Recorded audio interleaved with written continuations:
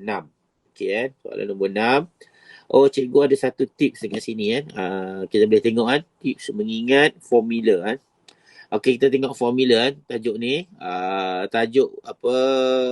Tajuk apa ni? Tengok sekejap Tajuk kalau tengok ni automatik dia kata ni adalah prinsip Archimedes. Prinsip Archimedes Okey. Kita tengok apa formula yang ada kat sini. Kita tekan dulu Oh, dia tak keluar ke? Oh, dia tak keluar pula ya. Oh, ada ni patutlah. Tengok ni formula yang ada Jadi formula dari tekanan ni tak banyak Kalau kamu tengok betul. Formula dia ni je. Sikit je. Nampak? Ni formula tekanan. Formula tekanan pepejal. Ini tekanan cecair. Ni ketumpatan. 3 je formula dia bagi. Jadi kamu kena cari formula-formula lain lagi Okey. Cikgu teruskan Okey, itu formula. Okey, dalam tajuk prinsip Archimedes, cikgu ada satu tips ingat iaitu kaedah mnemonik. Mungkin kamu boleh tengok lah iaitu dabat. Dabat maksudnya daya apung. Dabat maksudnya da maksudnya daya apung. Daya apung sama dengan berat air tersesar. Dabat. Cikgu lukis tu dia tak kena ni. Dabat. Boleh Ini yang dikatakan sebagai prinsip Archimedes.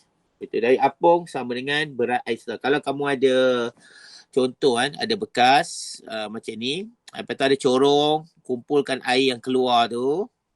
Air tu penuh. Letakkan apa nama tu. Bongkah kayu ke yang terapung. Okey air akan keluar ke sini. Terang air tu akan keluar ke sini. Maksudnya dabat maksudnya daya apung. Daya apung mana? Sini daya apung. Daya apung maksudnya daya yang bertindak pada arah atas objek tersebut Padam sikit Dan ini F daya apung. FB buoyant force. Dan bila berat air tersesar, kamu timbang pula bekas ni. Ni berat air tersesar. Cikgu buat L. Weight of liquid displaced. Boleh tu dah. Daya apung, maksudnya FB sama dengan berat air yang tersesar.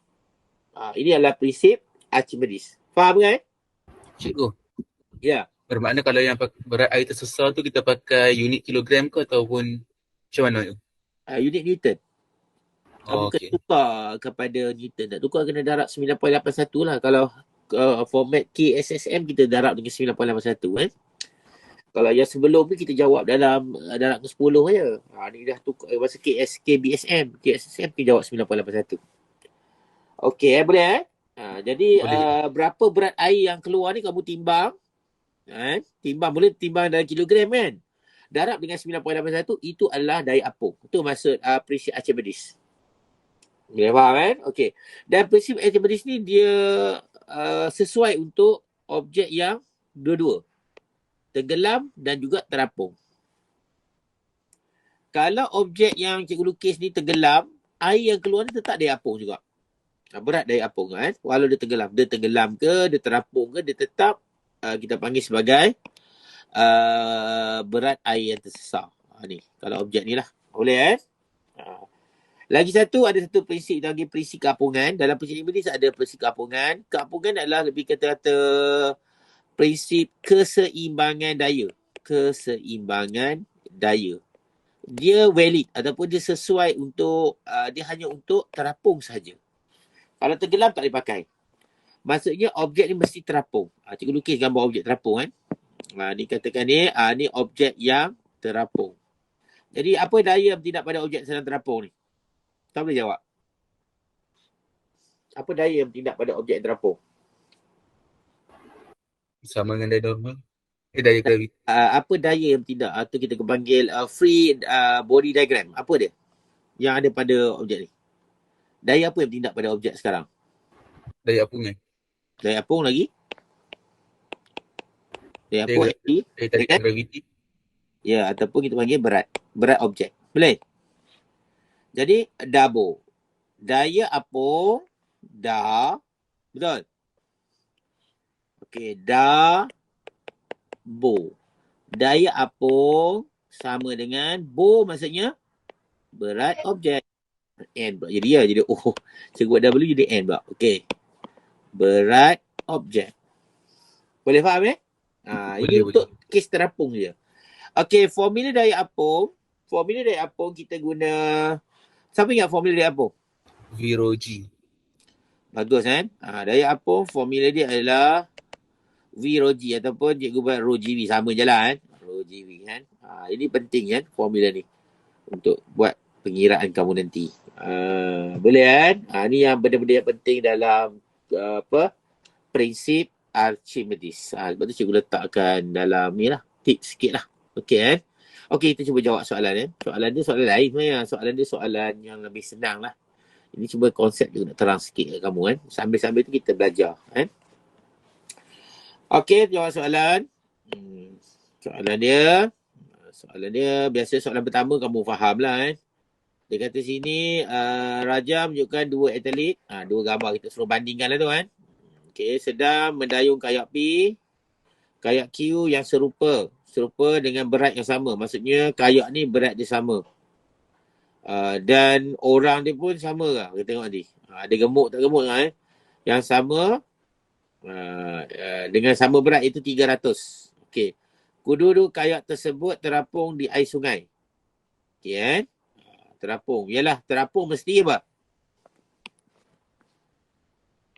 Dabo. Boleh? Terapung, dabo kan? Dan dia juga terapung. Jadi dia adalah juga dabat. Kan? Dia terapung. Maksudnya kalau terapung, dia dabat dan dabo. Boleh faham? Kalau dia tenggelam, dabat saja. Faham tak cikgu ni? Faham. Bagus kan? Cikgu tu baik. Benda ni baru bagi kamu. Cikgu tiba terang kan? Tips cikgu kan? Okey, dia kata kedua-dua kayak tersebut terapung. Okey, berat atlet X dan Y adalah 800. Ini 800 Newton. Dan yang ni adalah 300. Jadi lebih gemuk lah. 800, ini 500. Tak masuk lagi berat kayak 300. Okey. Kita tengok. Jadi soalan pertama, apakah dimasukkan dengan berat? Berat kita tahu. Siapa nak cuba jawab? Semalam cikgu dibincang apa tu berat kan? Kalau kamu perasan. Berat ialah Daya tarikan graviti ke atas objek terjisi. Bagus, tepat Daya tarikan graviti yang bertindak ke atas objek. Ni cikgu suruh ni. Kalau kamu hafal, cepat je.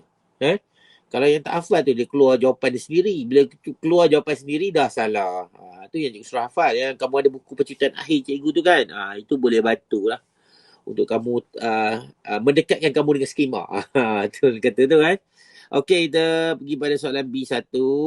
Menggunakan konsep daya, nyatakan bagaimana kayak tersebut boleh terapung di permukaan air. Bagaimana boleh terapung di permukaan air kan? Kita boleh tengok sini lah. Kita kalau terapung, kita tahu ada dua benda ni kan. Dia ada kena-mengena lah. Jadi pertama, kamu kata daya apung sama dengan berat objek. Jumlah berat objek. Double lah. Boleh? Ini poin yang pertama. Lepas ini jawapan Okey, ada soalan tanya? Tak ada cikgu. Tak ada ni double sebenarnya tapi cikgu, kamu jawablah jumlah berat objek lah. Jumlah berat Okey, kalau berat objek P berapa? Berat P objek dia adalah 300 tambah 800. Jadi kita dapat 300 tambah 800 apa? 1100 kan? Betul ke ni? 300 tambah 800. Betul kan? Kalau Y ni kita kata 300 tambah dengan 500. 800 Newton. Jadi maksud di sini berat objek ni adalah 800 Newton, 1100 Newton. Betul? Jadi berapa daya apung ni? 1110. 1100 kan? 1100 juga. 1110 lah. 1100. Kan? 300 tambah 800, 1100 kan? Ya, ya. 1,100. 1,100 juga. Sebab apa? Daya apung sama dengan berat objek. Ini pun sama. Kalau yang ni 800, beratnya ke bawah, 800. Okey kan? Beratnya ke atas, ataupun daya apung ni adalah tetap 800. Itu panggil double. Daya apung sama dengan berat objek. Okey. Tu cikgu terang sikit lah. Kau sambil-sambil konsep. Okey, kita pergi pada soalan dia. Okay, kita baca tidak. KIP telah menyelesaikan jumlah isi padu air sungai semasa terapung. Maksudnya bila ada ni, air akan melimpah lah kan. Air melimpah tu ada isi padu air dia. Itu kan isi padu air sungai yang disesarkan. Okey kan. Dia bagi ketubatan air 1,000. Ini soalan kiraan ni kan. Okey. Jadi kita tengok sini. Kita tahu daya apung dia berapa tadi? Untuk ni. Untuk X ni. 1,100. 1,100. Jadi tengok sini kan. Jadi kita tahu daya apung dia ialah 1,100 Newton. Total weight, jumlah. Dan daya apung kita tahu formula tadi, cikgu dah tanya kamu, iaitu rho GV. Rho GV, daya apung 1,100 sebab double. Daya apung sama dengan berat objek. Jadi rho adalah 1,000, G 9.81, V kita nak cari sebab soalan tanya hitungkan isi padu. Jadi kamu gantikan saja. Betul? Kita gantikan. Gantikan. Ni dah. 1,000 rho ketubatan 9.81. V kita nak cari 1,100. Kan? Okey, cuba buat formula dia. Gantikan. Berapa jawapan?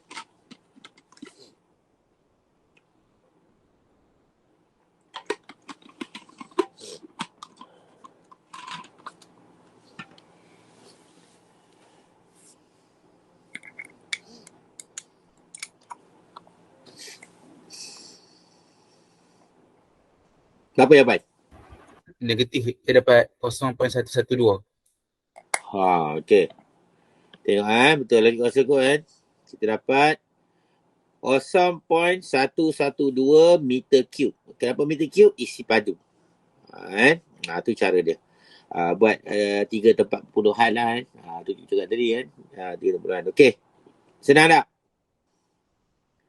Boleh kan? Boleh. Okey. Kita pergi pada soalan seterusnya. Ni baru soalan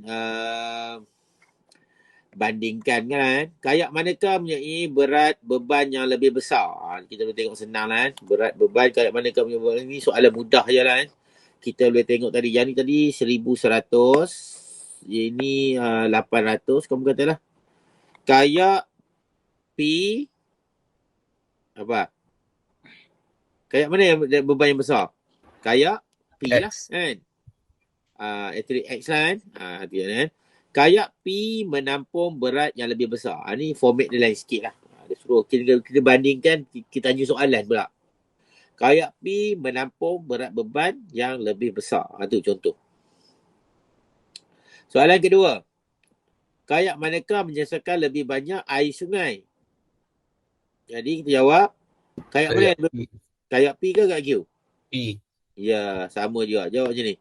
Kayak P menyesarkan, silap hijau dia, lebih banyak isi padu air sungai. Tu. Okey, soalan seterusnya. Ni markah lah. Ni bandingkan ni. 1, 2. Kayak manakah mempunyai daya apungan yang lebih besar? Jadi, kayak mana? Kayak P. Ya, kayak P juga kan. Kayak P mempunyai daya apung yang lebih besar. Ni markah yang ketiga. Sebab kayak P kita tahu tadi 1,100 Newton. Ini 800 Newton. Okey, itulah. Kita boleh tahulah. Kan? Bila formula F sama dengan rho GV. Laki, perempuan. Boleh? Daya apung yang besar akan menghasilkan isi padu yang besar. Betul? Itu contoh lah tu. Kita boleh tengok kan. Okey, kita jawab soalan seterusnya. Tengok. Tadi dia macam bandingkan. Tapi cara dia lain sikit. Tak macam kita punya soalan selalu kan. Dia ada lain sikit. Perbezaan sikit. Menggunakan jawapan anda, hubung kaitkan berat beban, okey, dengan isi padu air yang tersesar. Maksudnya apabila berat beban bertambah, maka isi padu air tersesar apa? Bertambah. Okey, bagus. Inilah formula dia. FB sama dengan rho GV. Berat beban, WO, weight of object. Boleh? V dengan berat beban. Okey. Berat beban dengan daya apung. Apabila berat beban bertambah, daya apung akan Bertambah. WB dengan FB. Hubungan adalah berkadar terus pun boleh, bertambah pun boleh kan. Cikgu suka kamu jawab macam ni. Berat beban bertambah, daya apung bertambah. Senang tak? Senang kan? Ni markah 4, sini markah yang kelima. Ni soalan ni. Contoh soalan apa? Nombor 5 dan 6 lah. Okey, kita dah habis soalan nombor